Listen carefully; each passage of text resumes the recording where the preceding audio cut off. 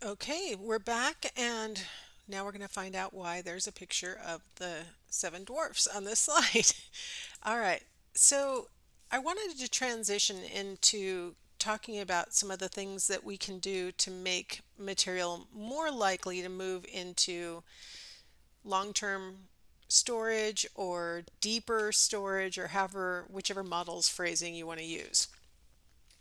One way that we can encourage storage is through organizing information. So that would be if we were to group information based on the relationship among the items. Some information comes to us pretty well grouped, and other times we might need to impose some kind of relationship in order to form a group. Either way, having the material grouped based on relationship makes it more memorable. So let's talk about times when the material induces the grouping, like it already comes to you in a group. Try to remember the names of the seven dwarfs in any order. I'm giving you a little bit of a cue by letting you see the picture of at least, the classic Disney movie version of the dwarfs. Try to recall the seven dwarfs in any order. If you want, you can pause me and you can actually go for it, or you can just sort of play along and I'll assume that you either pause me and you're back or you just want to proceed. Okay. Generally in class, I actually ask students to write down the names and then we look for any kinds of patterns in the kinds of things that they recalled, the names that they recalled.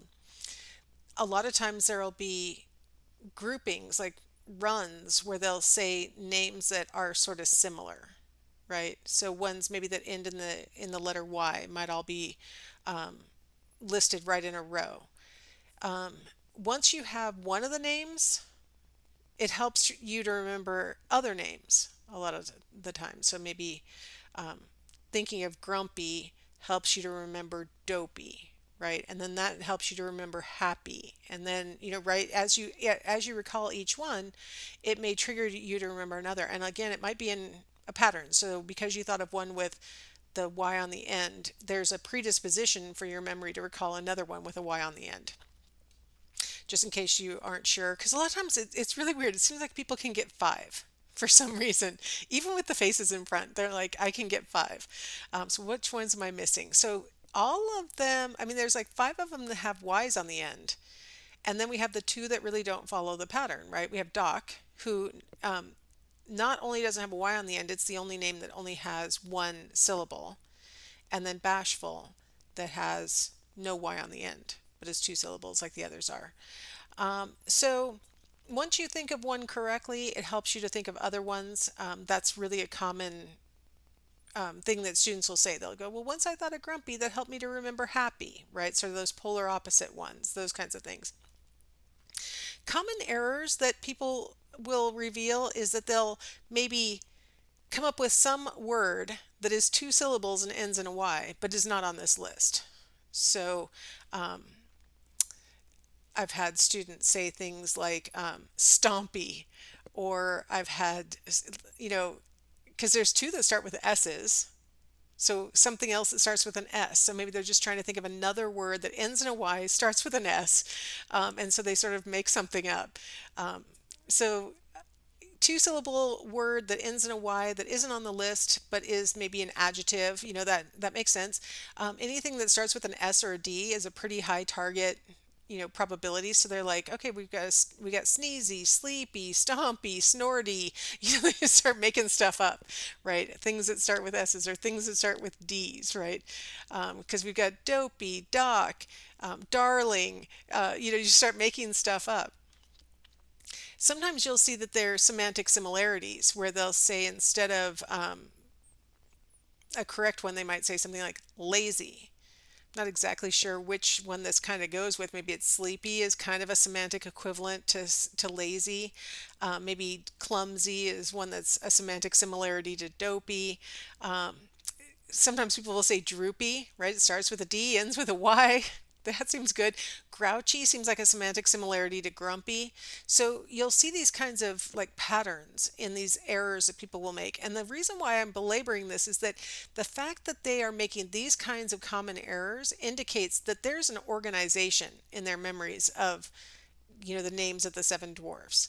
And so, uh, going back to my research on remembering word lists, um, if the person is required to perform a deep processing task like rating for pleasantness, they're much more likely to notice the relationships among the words in the list, even though those words are separated by other words. So, salt has some words before you see the word pepper, right? And so there are word pairs in there, but you have to notice the structure of the list in order to start noticing, hey, these are actually word pairs. Once you recognize their word pairs, which you're more likely to do if you do a deep process, then that increases the likelihood that you will recall more words. So if you notice that there's a pairing structure and you remember the word salt, you may write down the word pepper, even though you don't really objectively remember having heard it.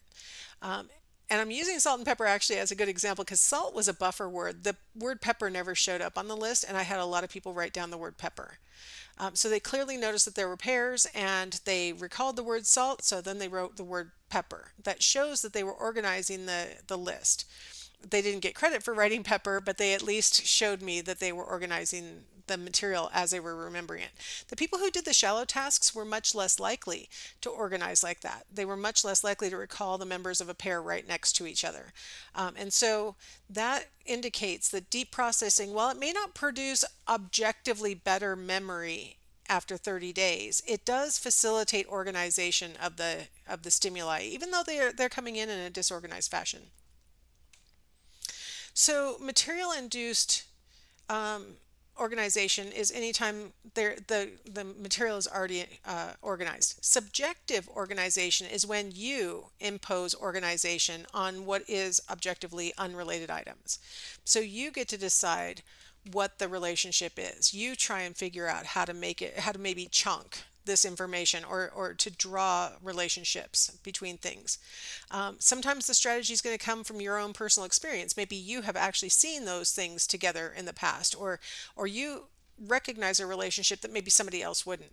If you've ever used some kind of memory strategy like that and tried to explain to somebody else, well, I mean, there's that star in the upper left corner, and I remembered that there was a star in the upper left and there was a circle in the lower right because, the star and circle, well, that goes together. And the other person might be like, wait, what are you talking? Star and circle don't go together. They're far apart. What logic are you putting those two together?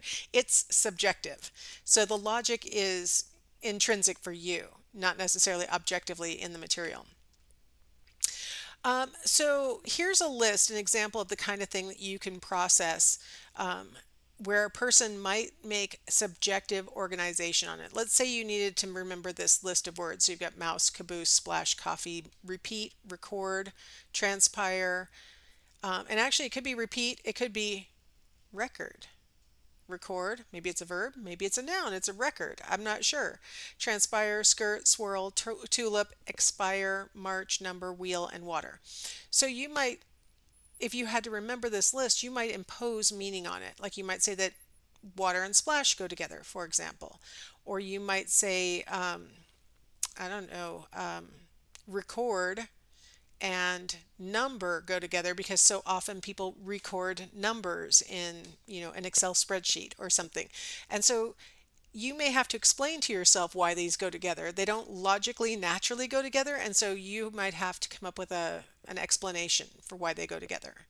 Um, Maybe you might say coffee goes with March because you prefer to drink coffee in the cold months of the year rather than the warm months of the year. And so that's how that goes together, right? I don't know. It's subjective. So you might make up your own little story in here that organizes these words. Maybe I'm just doing them into pairs. Maybe you would tell a whole story that you would subjectively impose onto these words so that for you it becomes more memorable. So that's one way to organize information by imposing your own strategy. So why do we do it? It economizes our storage, right? If we organize information into coherent chunks, it'll take up less space in our short-term memory, and it will also take up less space in our long-term memory. Um, let's think about something that you're really familiar with, the Pledge of Allegiance. You probably said it as a child. If you didn't, you've probably at least heard it. Think of the second sentence in the Pledge of Allegiance?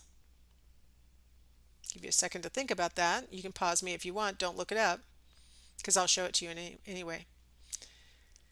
I pledge allegiance to the flag of the United States of America and to the republic for which it stands, one nation under God, indivisible, with liberty and justice. Wait, there is no second sentence. It's all one giant long run-on sentence. There's only one sentence, right? For a lot of us, we think of it in parts, don't we? We chunk this into little, like where you could take a breath points.